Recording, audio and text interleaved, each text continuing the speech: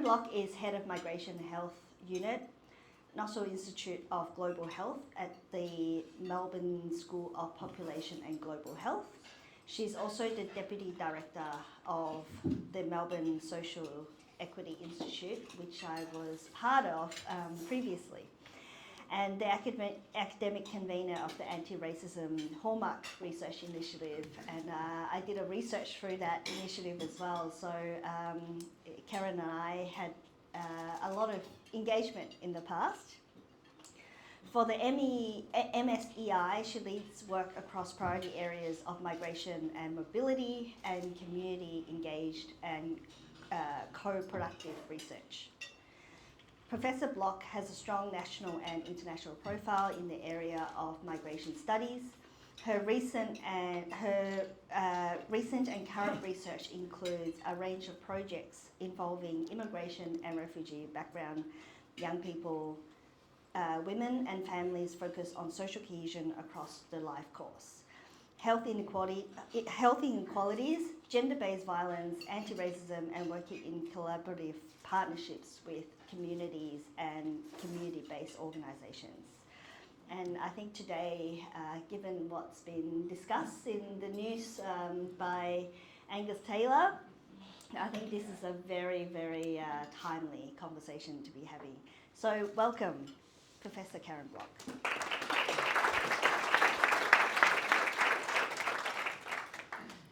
Thanks so much, Wessa, and apologies for the long bio. That was a lot to read out. So as Wessa said, I'm at the University of Melbourne. I head up the Migration and Health Unit and have those other roles as well. And I must say, much as I didn't like hearing what Angus Taylor had to say yesterday, it doesn't align with my own particular position.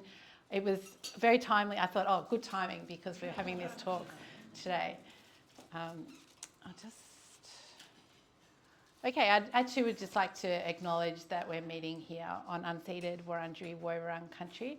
And I think, and to pay my respects to elders past and present and to any Indigenous people in the room today. I think when we're talking about migration, it's really important to remind ourselves that we all, apart from First Nations Australians, do have a migration story in our relatively recent history, and that I think it kind of astounds me how little people think about that when they are proposing anti-migrant narratives.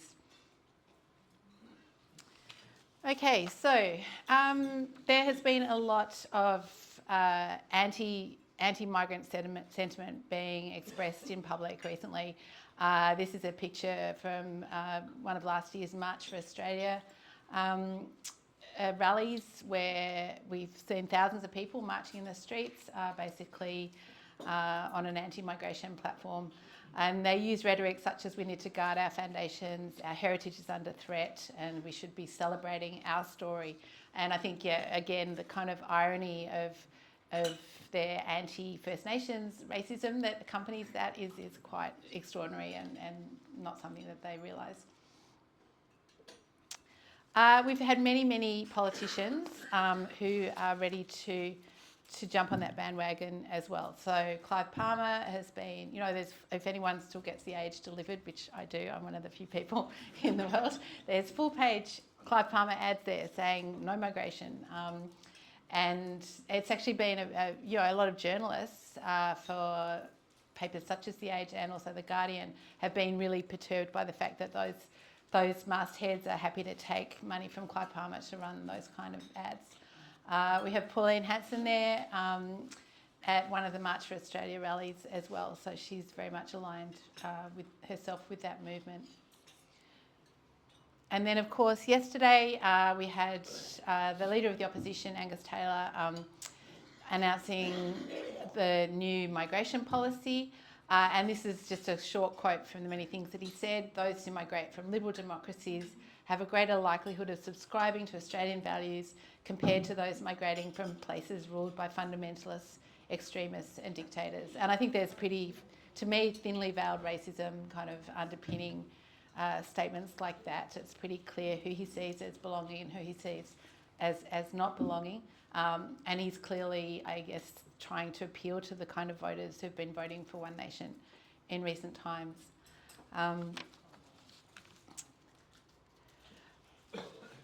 Slightly sort of, I guess, when people want to talk about migration and express a view that we should have less migration, they often talk about issues such as housing, employment, perhaps congestion as well, and sort of raise the idea that if we had fewer migrants, that we'd have less pressure on our housing market. I know we've got some housing experts in the room today, and I'm not one of them, but I think most people. Most of the work that I've read suggests that, yes, you can probably reduce pressure on housing if you reduce migration numbers, but that really it's not migration that's the problem, it's the lack of appropriate housing policy and planning that means that we have a problem there. There was an article published not long ago saying that Canada actually slashed their migration numbers and their housing costs dropped. And whilst the article went on to explain that there were some other reasons why housing costs dropped, particularly rental prices they were talking about, the headline itself suggested that it was purely because of the reduction in migration numbers. In fact, they had also introduced policies banning foreign ownership of housing and a number of other measures to try to bring housing costs down as well. And many sort of more left-wing commentators would have argued that we need to increase housing supply rather than and change some of our tax policies rather than actually reducing numbers of migrants. So I guess I want to sort of take us back in history now a little bit because migration debates like this are actually not new at all. And while it feels really intense at the moment, I personally find it a little bit, I'm not sure if reassuring is the right word, but to go, we've actually been here before and we've come through it and it's been okay. So of course we had the White Australia policy. In 1901, the new federal parliament, at the time of federation, passed, one of its first acts was to pass the Immigration Restriction Act, which placed certain restrictions on immigration and for the removal of prohibited migrants. And this formed the legal basis for what became known as the White Australia policy. It wasn't officially called the White Australia policy, but that's what everyone called it. And it was very raced. It was all about keeping out Asian migrants at the time. And the real concern that politicians raised very openly was that Asian migrants' willingness to be exploited in the work that they were doing was undercutting fair wages for the white man. So they didn't blame the exploitation, they blamed the migrants who were being exploited for bringing down white men's wages, which was seen as all important. This poster was advertising what was called the National Policy Song, which was all about the White Australia policy, intended to express the life, character and aspirations of the Australian-born, depicting in musical form the patriotic spirit of the race. This is from the writing that you can't read there. Together with the proud determination to take a foremost place among the leading nations of the world. And then I've just sort of pulled out an excerpt from the song itself. Australia, Australia, sunny south of old Britannia's sons, the white man's land, defended by the white man's guns. Australia, Australia, for Anglo-Saxon race and Southern Cross, God bless and help us to protect our glorious land, Australia. So Australia was seen as an outpost of Britain at the time, and as a land that very much belonged to the white man. And obviously, again, the First Nations people who had been here for millennia were completely ignored at the time. So the White Australia policy dominated the first half of the 20th century. Then we had the Second World War. And there was a lot of angst after the war, during the war, about Australia's small population.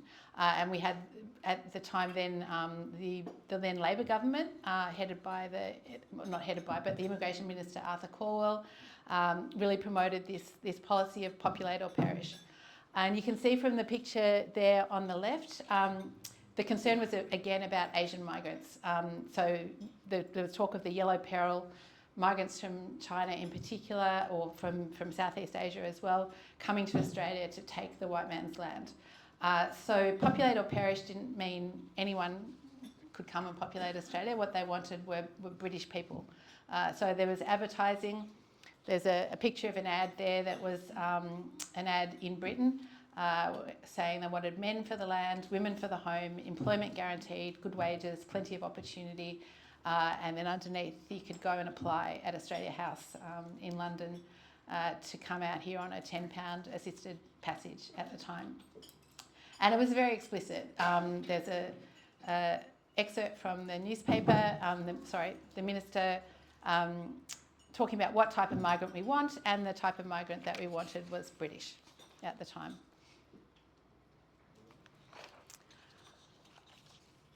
Okay, so the White Australia policy was eventually dismantled by the Whitlam government in 1975, but before that happened, we had, or actually around that time was when we had the first people from Vietnam, refugees from Vietnam arriving by boat. And it was then a Liberal government actually under Malcolm Fraser who decided that Australia would welcome those people in. This was really this accompanied by the dismantling of the White Australia policy, saw the influx of a lot of new migrants coming from Asia, which Australia hadn't seen really since the gold rush, and it sparked a lot of new debates. There's Pauline Hanson, Pauline Hanson 20 years ago in making her maiden speech in Parliament when she said, "I believe we're in danger of being swamped by Asians. They have their own culture and religion, they form ghettos and they do not assimilate." So she's really hasn't changed her tune very much in the last 20 years. She's changed the people that she wants to exclude. She's now talking about Muslims predominantly. Back then it was Asians. This idea there being too many Asians coming to Australia was given extra credibility by a professor of history at the University of Melbourne, Geoffrey Blaney, who you may remember, some of you, in 1984 he published a book called The Asianisation of Australia, and he argued strongly that there were too many Asians coming to Australia, that the Australian government's immigration policy was increasingly being influenced by multicultural ideology, to which he was opposed, to the detriment of national interest, and the majority of Australians. So Blaney is credited with initiating the so-called history wars, and he was the one who actually first coined the phrase the black armband view of history, which John Howard then used quite a lot. Reflecting on the Australian bicentenary of colonisation in 1988, Blaney accused some academics and journalists of depicting Australian history since European colonisation as essentially a story of violence, exploitation, repression, racism, sexism, capitalism, colonialism, and a few other isms. And he accused supporters of multiculturalism of having little respect for the history of Australia between 1788 and 1950. The history wars were pretty intense at the time. Also, other professors of history at the Melbourne University really boycotted Blaney. The university actually stopped him from delivering his talks at Melbourne University, and he had to go elsewhere to do that. And this was really, really controversial at the time. So the other person in the lower right corner of that picture is Professor Stuart McIntyre, who was a left-wing professor of history here at the University of Melbourne as well. And you have got Malcolm Fraser, who was always pro-immigration, pretty much up at the top. And I think the other person there is Stuart West, who was the then Minister for Immigration. So that debate ran pretty much through the 80s and 90s. And then, of course, we had the 2000s and the Tampa controversy, which really kicked off a whole new migration debate in Australia, this time specifically focused on refugees.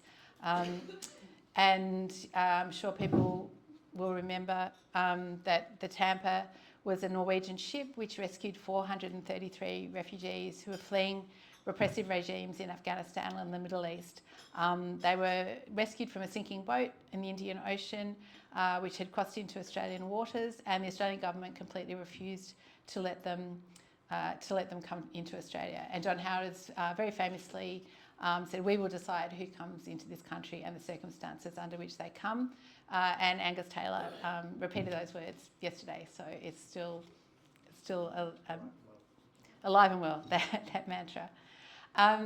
The Tampa affair happened just before 9/11, and then 9/11 obviously really kind of amplified this anti-Muslim sentiment that kicked off in Australia and other parts of the world as well around that time.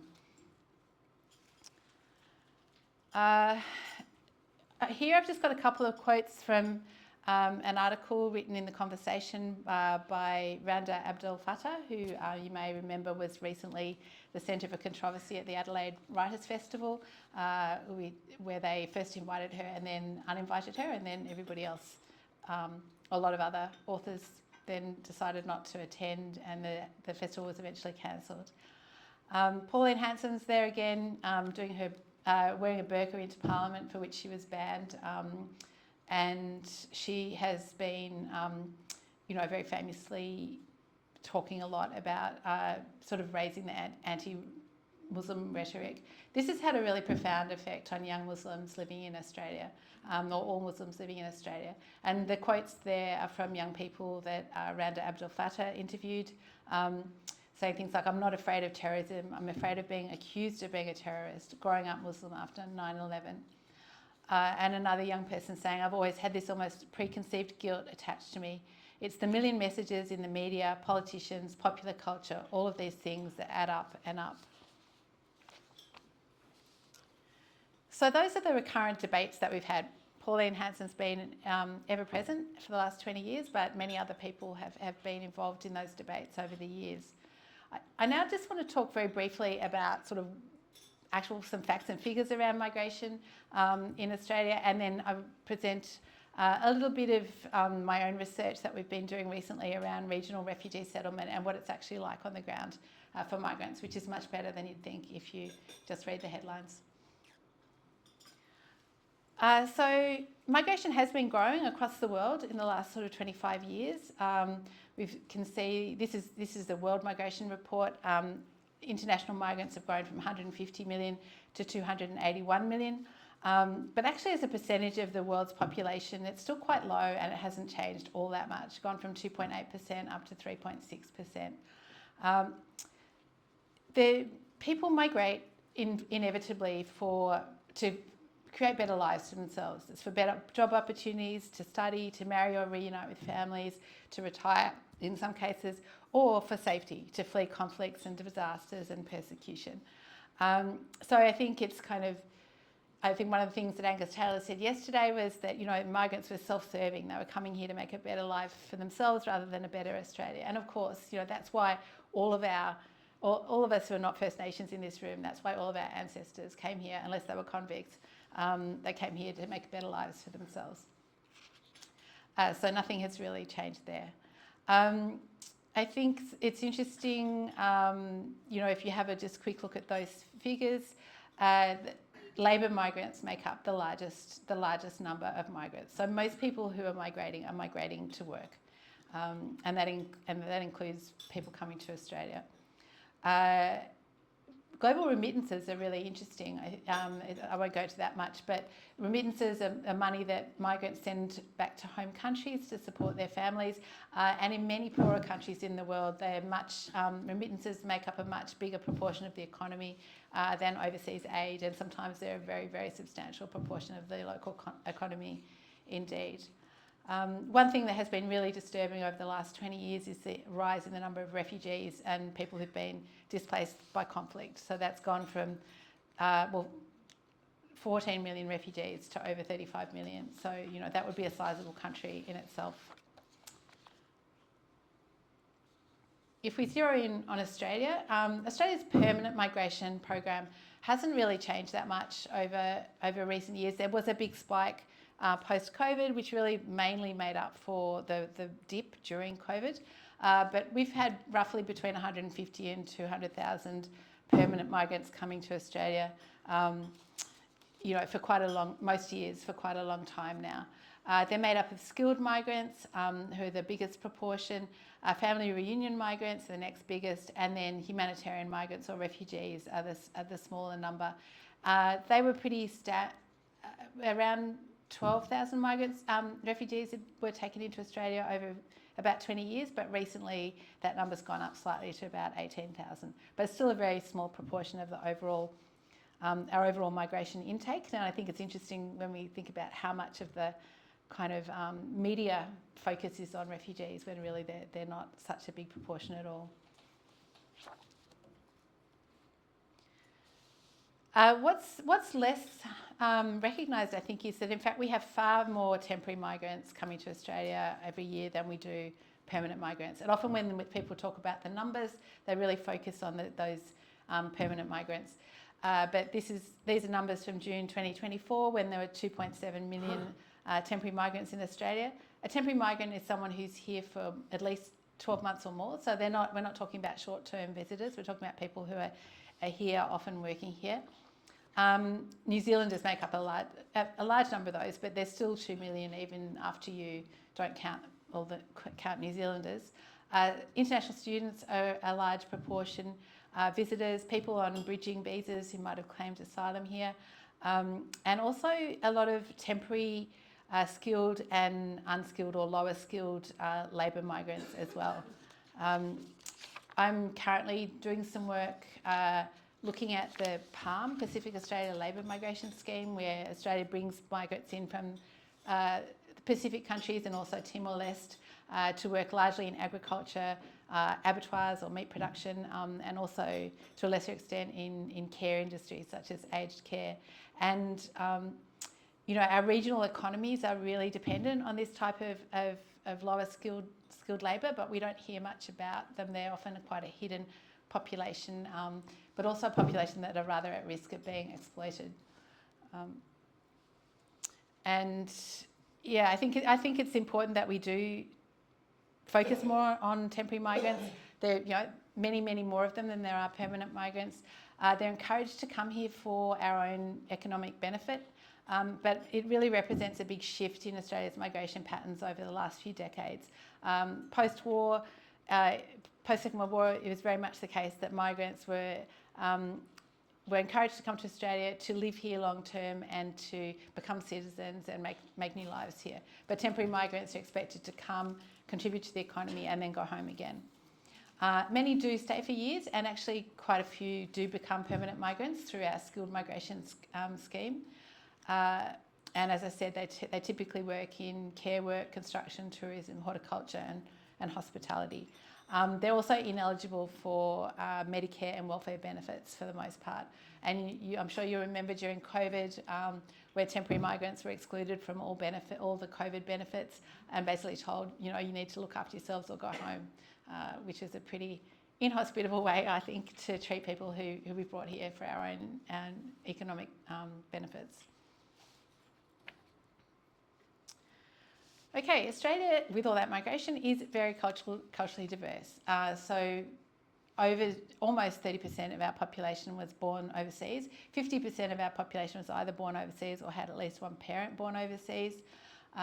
Almost a quarter of people speak a language other than English at home.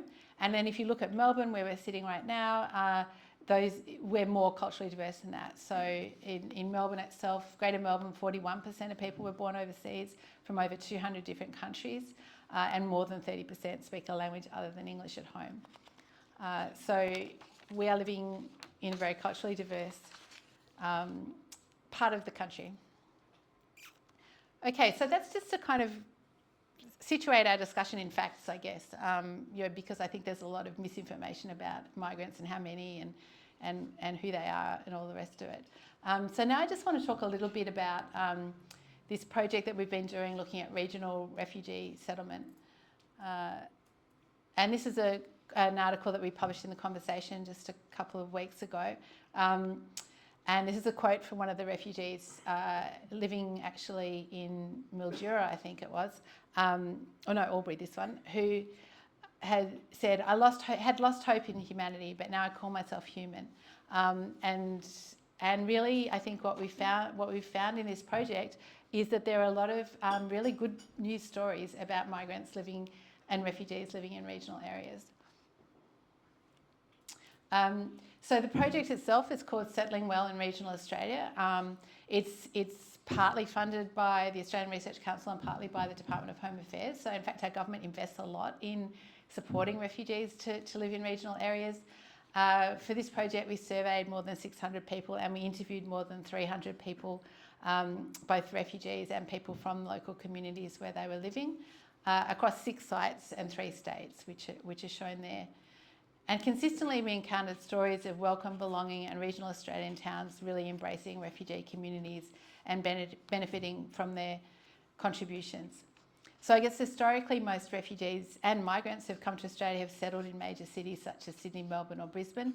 But since the early 2000s, the government has had a number of different policies trying to encourage migrants and refugees to live in the regions, to reduce population pressures in cities, but also to boost regional economies and fill labour shortages in those areas.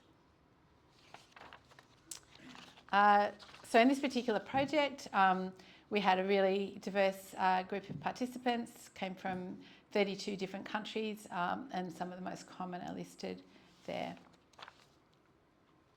And I just want to share some of the things that we found briefly. So the survey was exclusively with people from refugee backgrounds. 81% said they'd felt welcome most or all of the time when they arrived in the regional town they were living in. 97% said their experience of living in their town was good, which is an incredible number. 76% wanted to stay there long term in the regions, and 93% said they were satisfied with how safe they felt. And it's extended quote from the title. Every day when I walk the streets of Albury, you see people saying, "G'day, good morning. People are giving you a new life or birth. I call it birth because I'd lost hope in humanity, but now I call myself human." There are a lot of quotes I could share like that, but I will be running out of time any minute. But also wanted to really make the point that regional towns benefit too. We interviewed quite a lot of people who lived in those regional towns from the broader non-refugee community, and I'll just share a few quotes from them. So here, the first one, it's just a breath of fresh air. Wanting to work, the refugees are wanting to work, to do the overtime, to learn new skills, and without these blokes, your business is dead in the water. So a lot of people told us that they had actually really reversed population decline in some small towns and were really helping regional economies. They also helped sports clubs. There'd be probably 4 kids now under 17 football. To be blunt, if we didn't have them playing, we wouldn't have a team. And that's, these things are really important in small country towns, that you can keep your sports clubs going. Also really good for keeping the schools open. They bring more children for the school and the school gets more funding for a support person, and that's good for everyone. And a lot of people in country towns actually really appreciated having more cultural diversity in their towns. So like anywhere, once you start to bring in more diversity, it enriches the community. The community is better for it. There are new ideas, new things, and people enjoy that. It wasn't 100% rosy, of course. There are a lot of challenges still remain, and we did have nearly 5 in 10 people in our survey telling us that they had experienced racism in the town where they were living, particularly when it came to accessing housing. And there's a quote from one of them about feeling like they'd been discriminated against when they were trying to access a rental property. And of course, another big challenge that remains is just housing stress generally, which is bad in the regions as it is in the cities, and for refugees and for everyone else as well. Okay, I'll leave it there and happy to have a discussion.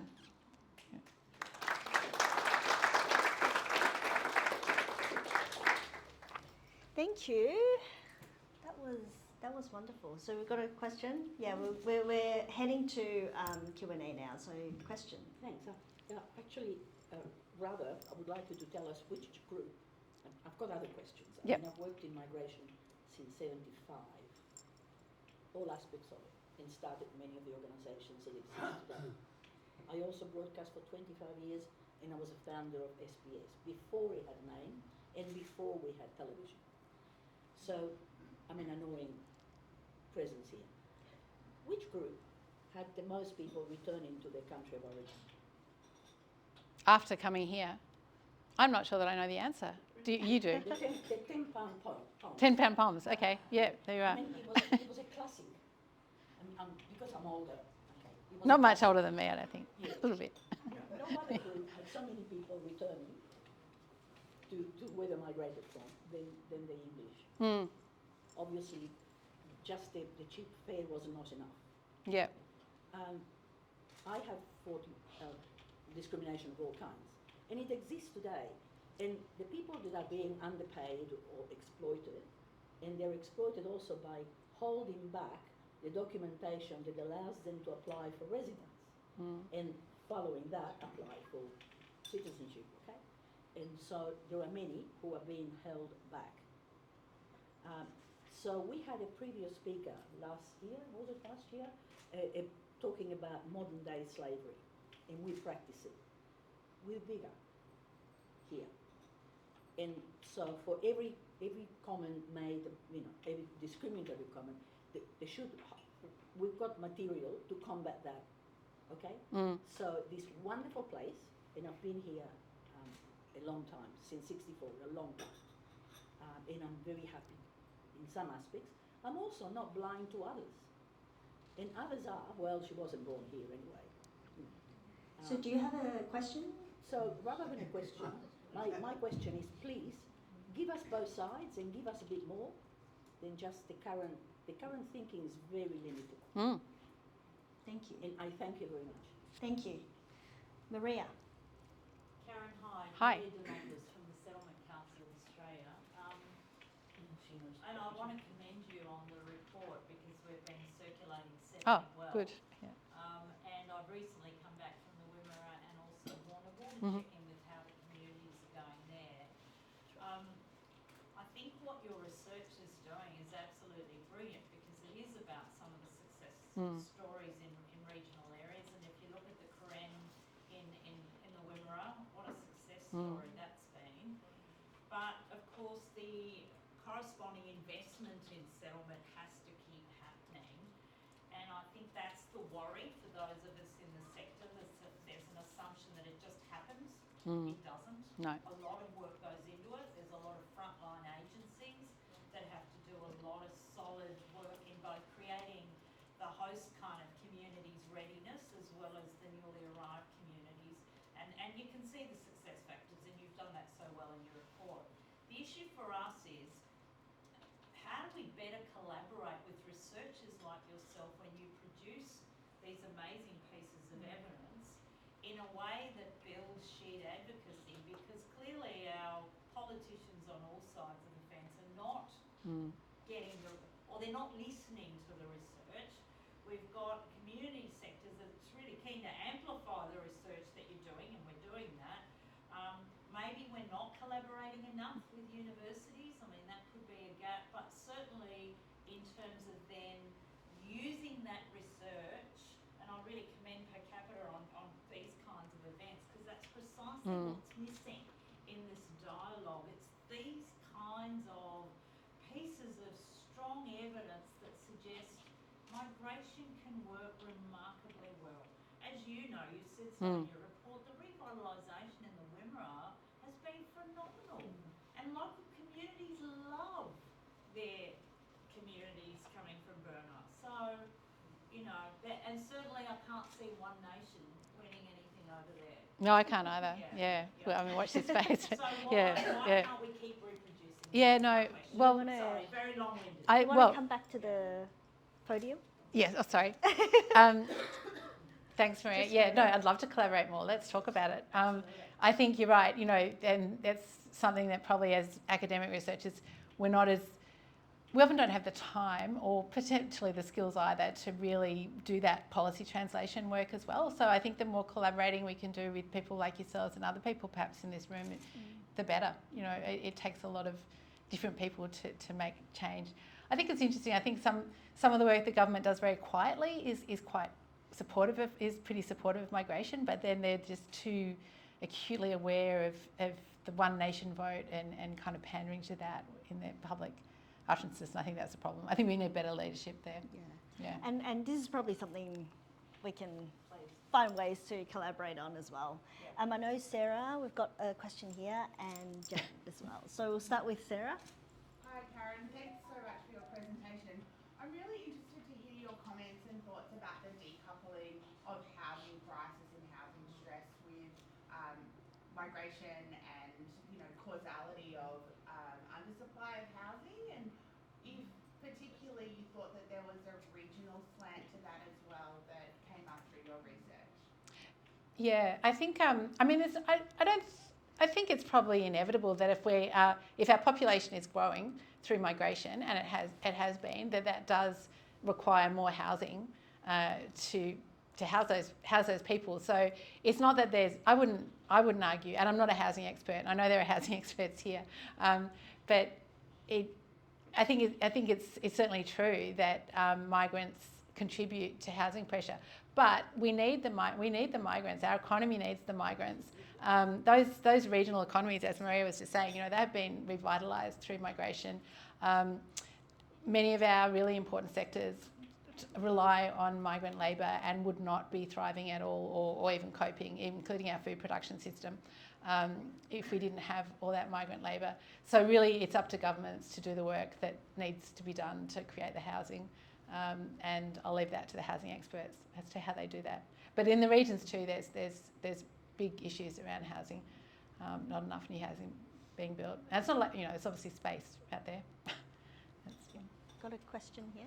Hi, just picking up on a thread also of Maria's about the politics, and I'm interested that the regional communities where you did your studies have responded by and large positively to this, but from where I sit, and I'm no expert on any of this, it doesn't seem that's translating into the political stuff, and yet we still have these political parties, particularly in the regions, doing the anti-immigrant stuff. And I'm just wondering, is there, I don't know, in the areas where you did the studies, are the political parties there softer on the hard immigration line, or is there a reflection in that, or how do we change that, I suppose? Yeah, I think that's a great question. I think there's a massive disconnect between how people feel about the person living next door to them who's a migrant and what they're prepared to vote for and even march for.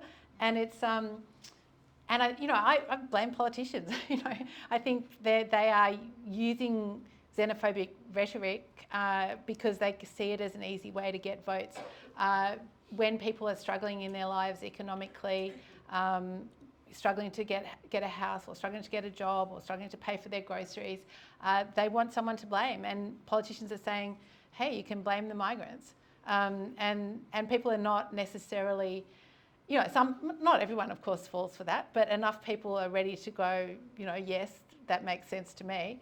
But it's interesting that the business owners who are obviously getting the benefits of this in the regions, or whatever business, maybe they don't have enough influence in their local communities, which is sort of... I think locally they do, yeah. I mean, I think Right. certainly local governments, I think we haven't come across any local governments who are anti-migrant. They love it.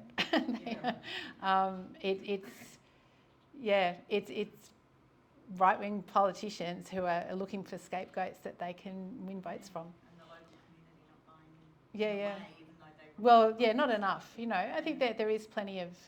There's plenty of opposition, and certainly within the Liberal Party there's plenty of opposition to what Angus Taylor was saying yesterday.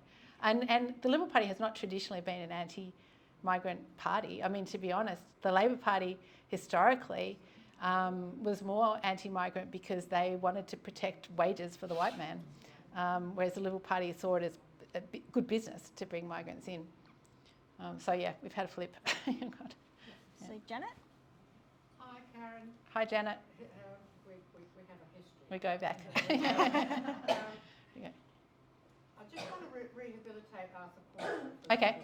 It also tells us something about the enormous role of institutions in enabling in multiculturalism. Because when they were wanting to populate or perish, which was driven by a report from Professor Borry from the ANU, he was the first professor, a demographer, and the thing about populating or perish was bigger than fighting off hordes of Asians who, became a red peril after they were a yellow peril. And said, they're British, we weren't enough British who wanted to come. So he went to the displaced persons camps in Germany, where there were nearly 1 million people locked in who nobody wanted. And there's a wonderful book now out by Sheila Fitzpatrick, which really opens up this was. Now, why didn't people want them? They didn't want them because most of these people had ended up displaced persons because they had made a wrong choice during the war, which is, understandable. But they had fled with the German army and ended up in Germany. They couldn't go back to the Soviet Union because they had been shot. They couldn't go back to Poland, where they probably would have been shot as well. So you've got all these people who are stateless. And reasons for being stateless were more complicated than just wartime collaboration. But also amongst them were 900,000 Jews. Sorry, not that many Jews. And what's terrible, and no one would take them. America wouldn't take them. Canada wouldn't take them. The South American countries wouldn't take them. And when they did surveys of every country, including Australia, the Jews were at the bottom of the list. Now, this is 3 years after Dachau and Belsen and Auschwitz, which is longer, than 44 is been liberated. But what's important was how little there was in the media about concentration camps. You don't want to talk about that, and in fact the Allies began hosing that story down because they wanted the Germans not to be vilified because they needed them in their long-term fight against communism. So all sorts of films and things were suppressed so as people were not aware of what had happened in the Holocaust. So the Jews had nowhere to go. And Arthur Corwell said, well, they can come to Australia. But when he began to organise for that we would take displaced persons and we would take Jews, then all hell broke loose in the Australian Parliament, and Pauline Hanson had her ancestors, and one of them was a Liberal member for Balaclava, Joe Gullett, who was a sophisticated man, a war hero, a journalist, he'd worked overseas, but he would argue you couldn't have Jews because they weren't European, they were Eastern, they were clannish, they formed ghettos. It sounds like, they don't integrate, they're destructible. He said this in the Parliament, and he even said in an article in the Herald that the last people you wanted were camp survivors. Yeah, I know. So, and then the thing started in the Parliament again in 1948, that people were hearing rumours that Jews were getting preference over visas into Australia over British. Robert Hess was condemned. Robert Menzies asked how he felt about Mr. Gullett, his member, an important member of the Liberal Party. He just brushed it aside. He wasn't prepared to stand up for human rights. So that was what the atmosphere was. Now, what did Corwell do? He imposed a quota, and he went on and on and on about these beautiful bolts who were going to come, who were blonde and blue-eyed. Everyone would feel comfortable about that. And that's why there was that campaign about the beautiful bolts. And what he did is that there was a quota that had so only 10% of people on a refugee ship could be Jewish. So they were sitting there in the same boat as people who'd been in the SS. It's all right, I'm really finished. Do you have a question, Janet? No, it's important that we understand what happened. What he did then was sign a huge pile of blank visas and leave them in Paris with the Socialist International, who gave them to the Bund, who then distributed them to people who were seeking a way out to get to Australia.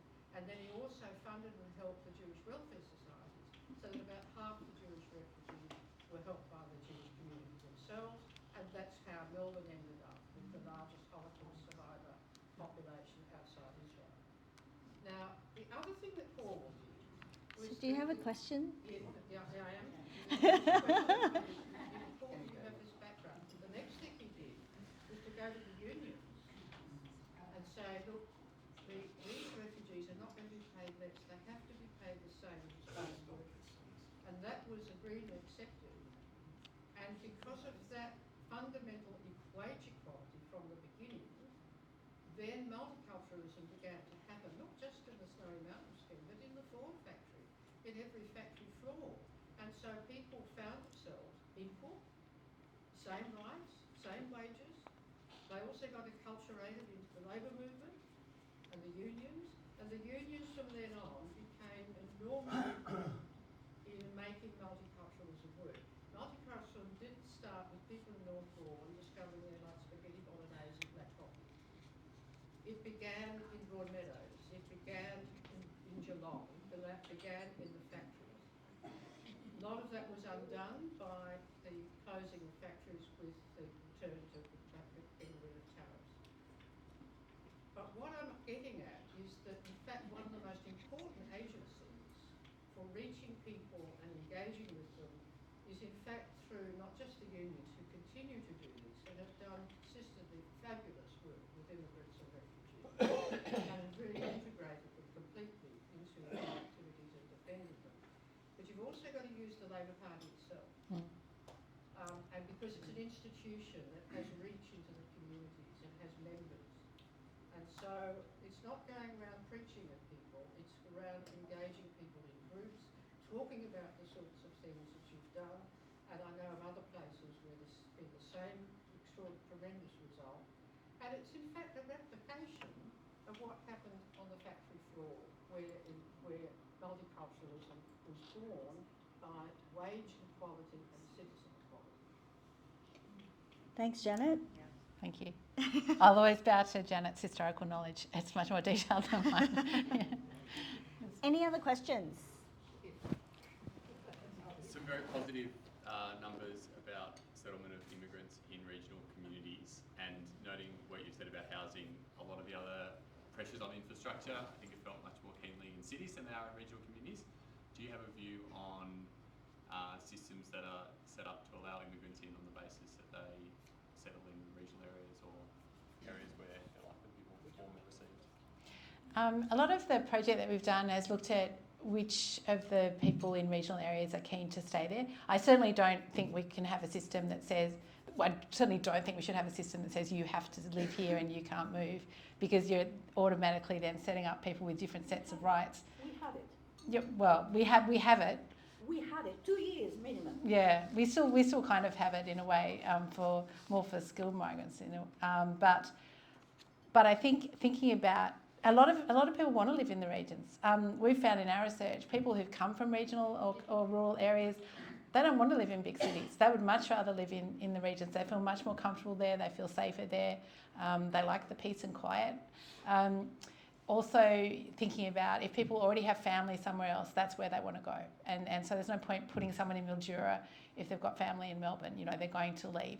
So I think encouraging people, helping people who want to live in the regions move to the regions is something that we couldn't do, because there's actually plenty of people, particularly from refugee backgrounds, living in cities who would prefer to live regionally.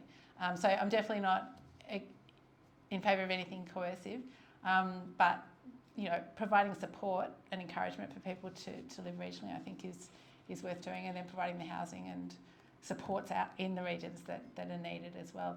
It was interesting what Maria was saying about the Wimmera, because they have done an amazing job, but they've had very little federal government support for that because it's never been a primary settlement site. It's people have chosen to move there. They weren't settled there by the government. They've chosen to move there of their own accord because they've been welcomed. There's jobs, and then you get sort of chain migration because their families are then there. It's now second generation. Yeah. Yeah, and some people coming back to Melbourne to go to university and then going back to work in the regions as well. So the government has other ways of using that. Students or people who apply for residency here, they're sent for periods of time over to the country, and they have to serve that time in the country before they come back and apply. So there's no actual organisation about this stuff. So you come here as a student, you then apply for residency, you have to go X number of weeks in the country, work the fields or whatever, with all kinds of abuses of some of those young people as well. Yeah, I think some of the working holiday visas have that too. Yeah. Some very nasty ones that we've dealt with the police. Do we have a question? No. Lucas. How do you think about the language that's being used by some politicians like James Taylor in terms of the types of migrants that they're talking about? Do you what I'm trying to get at is, do you think there is a bit of a trade-off where people who most need to migrate, so refugees, people from low-income countries who benefit most from coming to a high-income country, that maybe have less readily available skills, and that's leading to some of the backlash? Do you think there's a bit of a trade-off there? Yeah, I think people do have the skills, just because they're from a refugee background, from a low-income country. In fact, again, in regional areas, they're wanting people who are happy to work in factories, work in abattoirs, work in agriculture, and in fact, many Australian-born people don't want to do that work. So that we need the skills and the kind of willingness to do those jobs. Australia needs that. In terms of the language, I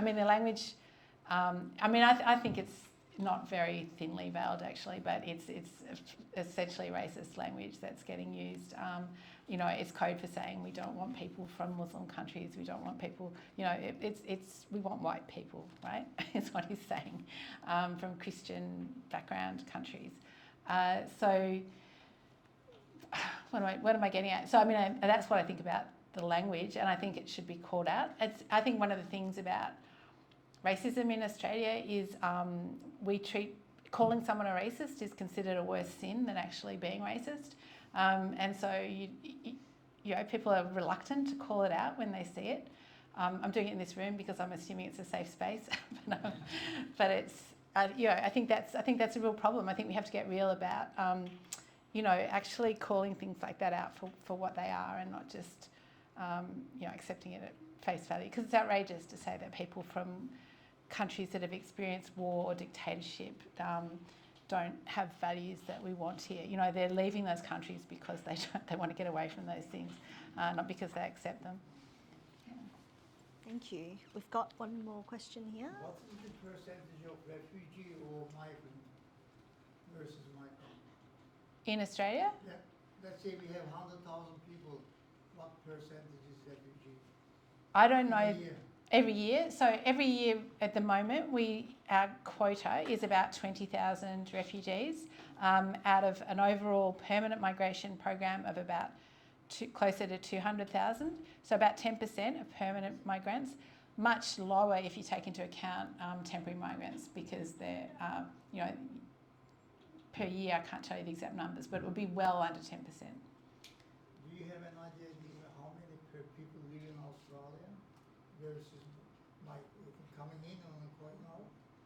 Sorry, what's the question? How many Australians living or working overseas?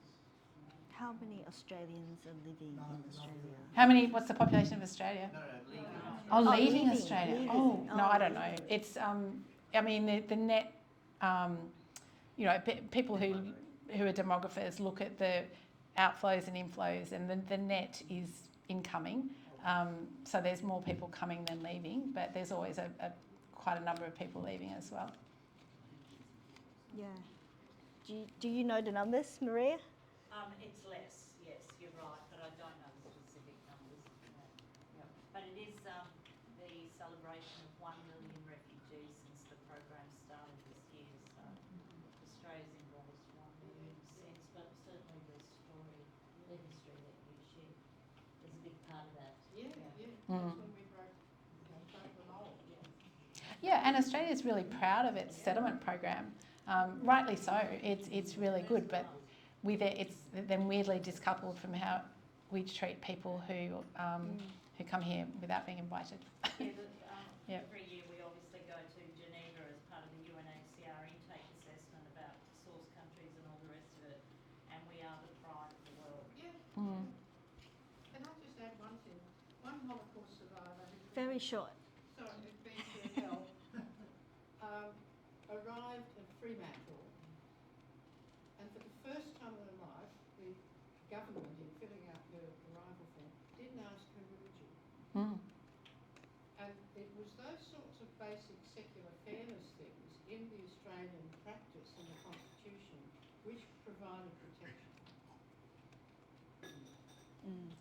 Now, it didn't apply to race in terms of... So we'll make this one the last question.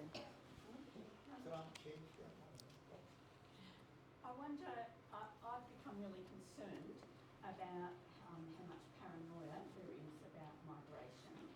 And I wonder whether you might have some hints about how that can be countered. I think we all endorse the benefits of diversity and multiculturalism, but there seems to be a move against that. I just wondered, do you have any suggestions? Well, I think having conversations like this is good. I think arming yourself with some facts about the numbers of migrants and arguments around housing and what the real solutions are, and not having fewer people. I mean, if you can make an argument that Australia should have fewer people, but our economy will also shrink, and we won't have a thriving agricultural sector. A lot of things that most of us makes the quality of our lives better relies on migrant labour, and so I think arming yourself with some facts around that is useful, and then I guess being out there and demonstrating and joining the Labor Party, Janet would say, and being influential. 46% of health workforce is migrant. The care workforce is very dominated. Surgeons, Yeah. not just not care workers. Yeah. Aged care, 46%. Yeah. 60% of aged care workers are actually from migrant backgrounds. So, okay, you want to get rid of that? Fine. Well, exactly. Yeah. Setting up those unions. Setting up the unions that are meant to represent them. That's a couple of Okay. Thank you, and thank you, Thank you. Karen.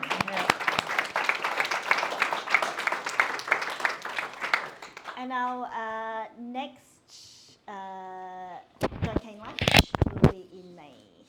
I haven't got my dates. It will be the 20th of May. Thank you, everyone. See you next month.